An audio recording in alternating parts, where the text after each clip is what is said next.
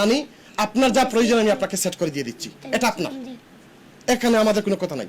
ফায়জার লেখাপড়া, বোর্ডিং স্কুলে যাওয়া, ফায়জাকে মানুষ করা, ফায়জারকে উন্নত লেখাপড়া করানো, এবং ফায়জাকে মনে করেন যে যখন যে ফায়জার যে এই মুহূর্তে যদি আমি ফায়জাকে একটা যে বিটা বাড়ি দেই, তাও কিন্তু আমি আইনগতভাবে পারতেছি না। সো প্রয়োজনে আমি লিখিতভাবে দিব, at the age of 18 Faiza will receive a house. আমি ফায়জার 18 বছর বয়সে আমি ফায়জার বিয়ে শাদী দিব, তার বাড়ি করে দিব, সব করে দিব। কিন্তু আমার এখন দরকারটা কি? ফায়জাকে আমার দায়িত্ব দেওয়া। তো আমি বলতেছি না যে আমার কাছে দিয়ে দেন, আমি এটা কখনো বলতেছি না, কারণ নানি পালছে, ওনার যে ফায়জার যে বোন আছে, সব যে তাদের পরিবার আছে, পরিবারের কাছে থাকুক, সে মানসিকভাবে সে ভালো থাকবে।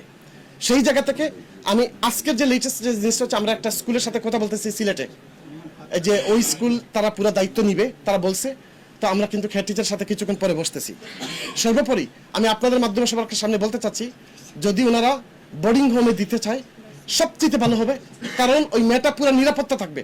তাহলে কিন্তু অনেক যে কুচক্র মহল বারবার গিয়ে তার ভিডিও করে এই কুচক্র শব্দগুলো ব্যবহার করবে না, যেটা হচ্ছে আমি মেয়ের যে নিরাপত্তা চিন্তা করতেছি।